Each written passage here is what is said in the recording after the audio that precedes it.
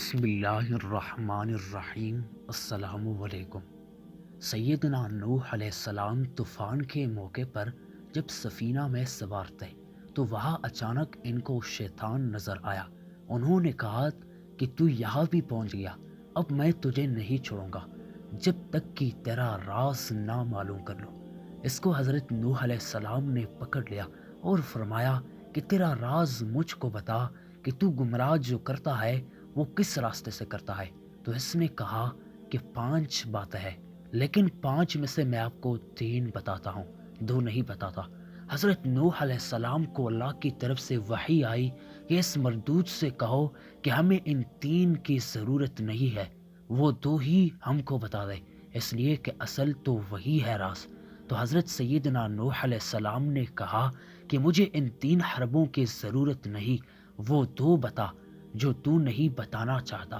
تو اب مجبور ہو گیا اور کہنے لگا کہ وہ 2 باتیں جس سے میں لوگوں کو گمراہ کرتا ہوں اور آپ کو بتانا نہیں چاہتا تھا، وہ آپ سن لیجئے، ایک حسد اور ایک حرص۔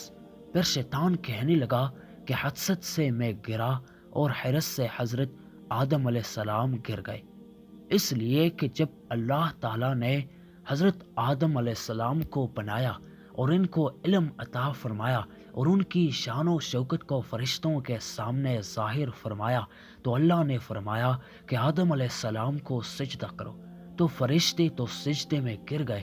ابلیس کو تکبر نے روکا، تکبر کے بعد حسد پیدا ہوا۔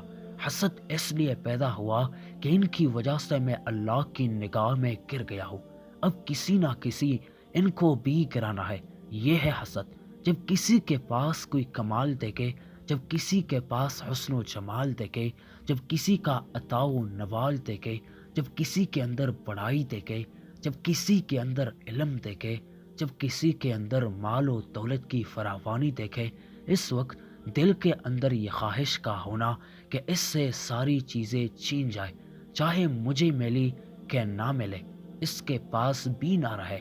یہ ہے حسد کی بیماری۔ یہ حسد اللہ کی نگاہ میں بہت بری چیز ہے۔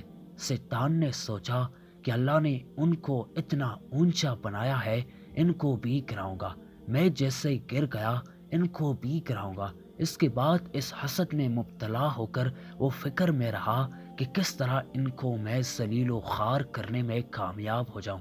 یہ ہے حسد، جس کی وجہ سے شیطان گمراہ ہوا اور حضرت آدم کو جس درخت سے منع کیا گیا تھا جا کر اس کو کھا لیا تھا، اس لیے کہ شیطان نے قسم کھا کر ان سے کہا تھا کہ میں آپ کو اللہ کی قسم دے کر کہتا ہوں کہ اس درخت کو کھانے کا بہت بڑا فائدہ ہے، اور وہ یہ ہے کہ آپ اس کو کھا لیں گے تو کبھی نہیں مریں گے، ہمیشہ زندہ رہیں گے۔ انہوں نے کہا کہ بہت اچھا، کھا لیں گے، تو حرص میں آ کر کھائے گئے۔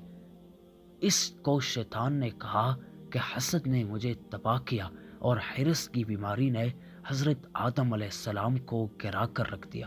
میرے پیارے دوستوں، اگر یہ چھوٹی سی کہانی آپ لوگوں کے دماغ میں کچھ نہ کچھ گھسایا ہو تو اس کہانی کو ضرور لائک کریں، اور ایسے بہترین اسلامی واقعات کے لیے ہمارے چینل عالم اسلام کو سبسکرائب بھی کر دیں اور ساتھ میں بیل آئیکن کر بھی پریس کر دیں تاکہ ہر نئی ویڈیو کا نوٹیفیکیشن سب سے پہلے آپ تک ہی پہنچ جائے۔